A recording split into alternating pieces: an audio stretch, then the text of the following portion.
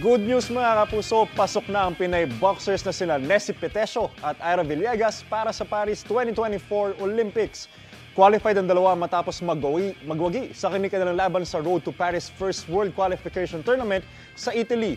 Winner via split decision si Petesio sa women's 57 kg category sa score na 4-1 kontra sa pambato ng Turkey. Via unanimous decision naman ang panalo ni Villegas sa women's 50 kg class laban sa pambato ng Bulgaria. Sa kabuuan, 6 na atletang Pinoy na po ang qualified para sa 2024 Olympics.